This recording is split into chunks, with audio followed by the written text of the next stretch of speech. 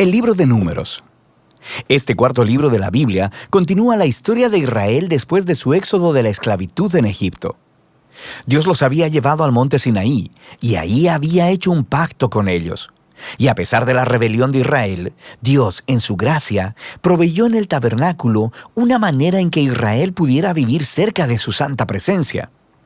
Así que el libro de Números comienza cuando Israel termina su estadía de 1 año en el monte Sinaí, y ellos se dirigen al desierto en camino a la tierra que Dios le prometió a Abraham.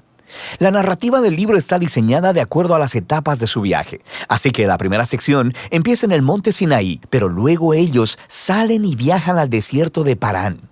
Y luego, después de ahí, viajan a las llanuras de Moab, que están justo frente a la tierra prometida.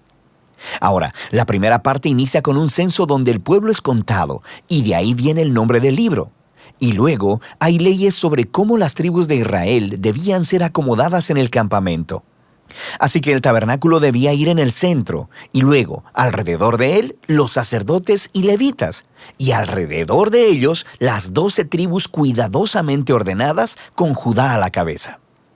Todo esto era un símbolo elaborado sobre cómo la presencia santa de Dios estaba en el centro de su existencia como pueblo. Esto es seguido por toda una serie de leyes que comunicaban las leyes de pureza del libro de Levítico. Si la presencia de Dios iba a estar en medio de ellos, debía hacerse todo el esfuerzo para que el campamento fuera un lugar puro, un lugar que reciba la santidad de Dios. En el capítulo 10, la presencia de Dios se levanta del tabernáculo y guía a Israel lejos del Sinaí, hacia el desierto.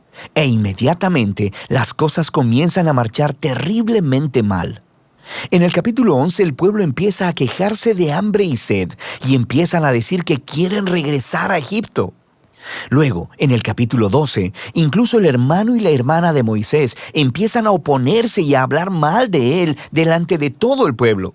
Este viaje no tuvo un buen comienzo. La siguiente sección comienza cuando los israelitas llegan al desierto de Parán, más o menos a la mitad del camino a la tierra prometida.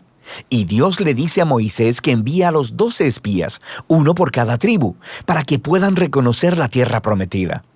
Y cuando todos los espías regresan, 10 de ellos dicen que no hay posibilidad de que Israel pueda sobrevivir allí, porque los cananeos los destruirán. Pero hay 2 espías, Caleb y Josué, que dicen que Dios puede salvarlos. Pero los 10 provocan al pueblo a una ira temerosa y empiezan a planear un motín. Van a nombrar un nuevo líder y regresar a Egipto. Así que Dios está comprensiblemente molesto y Moisés intercede en favor del pueblo. Él le pide a Dios que sea fiel a sus promesas a Abraham. Así que Dios lo hace, pero no a expensas de su justicia. Él le da a estos israelitas lo que ellos desean, no entrar a la tierra. Y Dios sentencia a esa generación a vagar en el desierto durante 40 años hasta que mueran. Solo sus hijos entrarán a la tierra prometida. Ahora, tú pensarías que esta severa consecuencia los haría despertar, pero las cosas se ponen peor. En la siguiente historia aparece todo un grupo de levitas que empezaron una rebelión y retan el liderazgo de Moisés y de Aarón, diciendo que han ido demasiado lejos. De manera que Dios lidia severamente con estos levitas y renueva su compromiso con Moisés y Aarón como los líderes de Israel. Ahora, mientras dejan la región de Parán y vuelven a viajar, las cosas se empeoran de nuevo. Los israelitas empiezan a quejarse otra vez sobre su sed y le preguntan a Moisés por qué los sacó de Egipto. Así que Dios le dice a Moisés que le hable a una roca para sacar agua para todo el pueblo. Pero Moisés no hace eso, sino que excede los límites. Golpea la roca 2 veces y luego dice: «¡Rebeldes! ¿Tenemos nosotros que sacarles agua de esta roca?». Así que Moisés deshonra a Dios al ponerse en el lugar de Dios como el que provee agua. De manera que Moisés hace que caiga sobre sí mismo el mismo destino que el de la generación en el desierto. Él también morirá en el desierto y no podrá entrar en la tierra prometida. Después de esto, los israelitas se rebelan una vez más, y Dios trae un juicio muy extraño sobre ellos. Serpientes venenosas vienen y muerden al pueblo. Así que Moisés intercede una vez más a favor del pueblo. Y Dios le dice a Moisés que haga una serpiente de bronce y la levante en una asta. Y todo el que vea a esta serpiente sería sanado de la mordida venenosa. Es un símbolo muy extraño, pero habla del reto que representa para Dios el permanecer fiel a su pacto. Él está en lo correcto al traer justicia sobre el pecado y la maldad de Israel, pero incluso la justicia de Dios se transforma en una fuente de vida para aquellos que miran a Dios para ser sanados. A partir de aquí, el pueblo se dirige a las llanuras de Moab. La primera parte principal de esta sección se enfoca en la extraña figura de Balaam. El rey de Moab está asustado por este enorme grupo de gente viajando a través de su territorio, así que contrata a un hechicero pagano, Balaam, para maldecir a Israel. Y en 3 ocasiones distintas, Balaam descubre que no puede maldecirlos.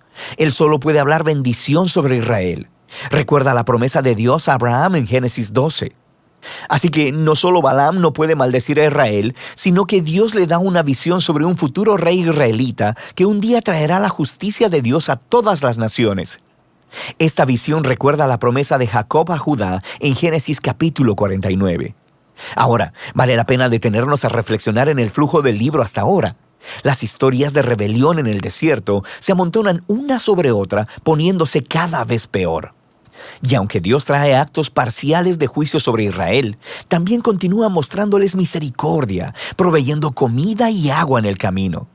Y la historia de Balaam muestra la gracia de Dios de manera resplandeciente, porque ahí está Israel, en el campamento, murmurando y rebelándose.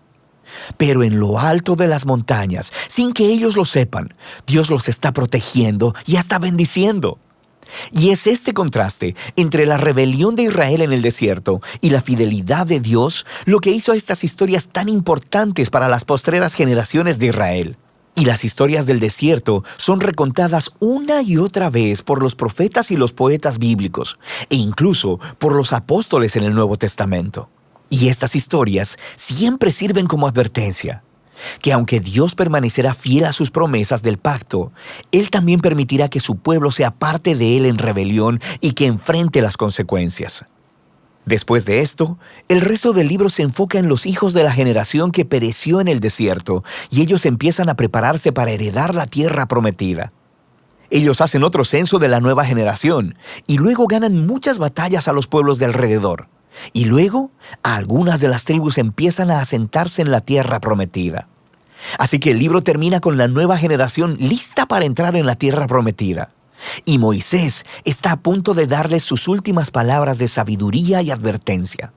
Pero por ahora, de eso trata el libro de Números.